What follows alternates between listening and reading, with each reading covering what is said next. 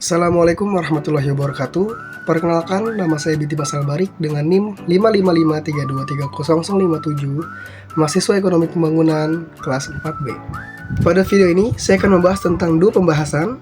Yang pertama adalah Growth Poll Theory untuk Kota Malang, dan yang kedua pertumbuhan ekonomi di Kabupaten Wonosobo periode tahun 2010 sampai 2024. Memasuki pembahasan pertama, yaitu tentang Growth Poll Theory untuk Kota Malang. Alasan saya memilih Kota Malang, karena Kota Malang memiliki aglomerasi ekonomi yang kuat dengan adanya beragam industri, pendidikan yang berkualitas, dan infrastruktur yang relatif baik. Letak geografis Malang yang strategis di Jawa Timur juga memungkinkan Kota Malang menjadi pusat pertumbuhan yang dapat mendorong perkembangan ekonomi di wilayah sekitarnya.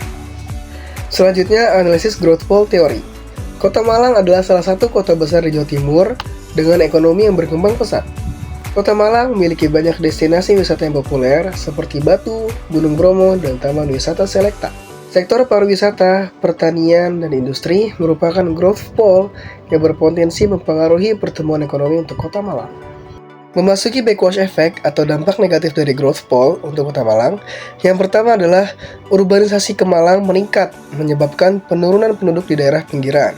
Yang kedua, urbanisasi memicu pengangguran di pinggiran karena penduduk kesulitan mendapatkan pekerjaan di kota.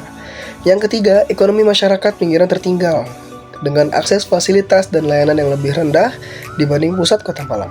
Dan selanjutnya adalah spread effect atau dampak positif dari growth pole untuk Kota Malang.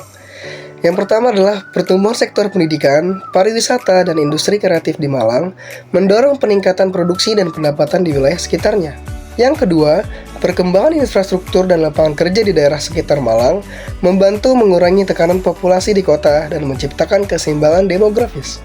Dan yang ketiga adalah kemajuan ekonomi Malang berdampak pada daerah sekitar melalui peningkatan infrastruktur penunjang seperti transportasi dan fasilitas umum. Terakhir adalah rekomendasi. Pertama, pemerataan infrastruktur. Meningkatkan infrastruktur di daerah sekitar Malang seperti transportasi, jalan raya, dan fasilitas publik untuk mendukung pertumbuhan ekonomi yang lebih merata. Yang kedua, pengembangan sektor lokal. Mendorong investasi di sektor-sektor lokal seperti pertanian, industri kreatif, dan pariwisata di daerah pinggiran untuk memperkuat perekonomian di wilayah tersebut. Yang ketiga, peningkatan kualitas pendidikan.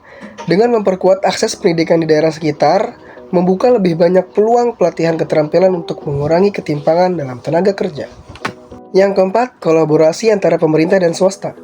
Meningkatkan kerjasama antar pemerintah daerah, sektor swasta, dan masyarakat dalam merencanakan pembangunan inklusif dan berkelanjutan.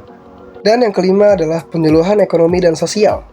Melakukan program penyuluhan yang lebih insentif di daerah pinggiran untuk meningkatkan kesadaran tentang peluang ekonomi dan manfaat dari pertumbuhan yang terjadi di Kota Malang.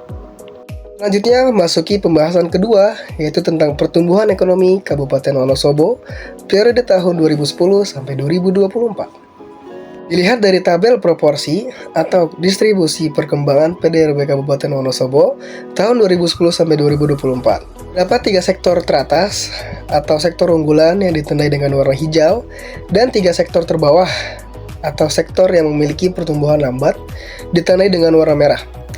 3 sektor unggulan itu terdiri dari sektor pertanian, kehutanan, dan perikanan, sektor industri pengolahan, dan juga sektor perdagangan besar dan eceran, reparasi mobil dan sepeda motor.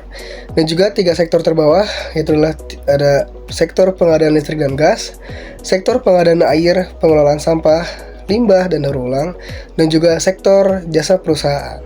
Sektor A atau sektor pertanian, kehutanan, dan perikanan merupakan sektor yang dominan atau sektor yang paling berkontribusi terhadap pertumbuhan ekonomi Kabupaten Wonosobo selama periode 2010 sampai 2024. Selanjutnya adalah analisis LQ atau Location Quotient Kabupaten Wonosobo tahun 2010 sampai 2024. Diketahui dari tabel tersebut, data berwarna hijau mengindikasikan bahwa sektor tersebut termasuk ke dalam sektor basis atau sektor unggulan, yang dimana contohnya adalah sektor pertanian, kehutanan, perikanan, yang dari tahun 2011 sampai 2024 berwarna hijau atau bisa dibilang sebagai sektor basis.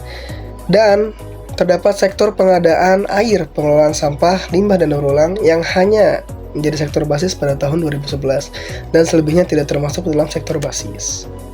Selanjutnya dilihat dari tabel indikator pertumbuhan yang dimana yang tabel berwarna hijau itu merupakan kelompok progresif atau pertumbuhannya maju gitu.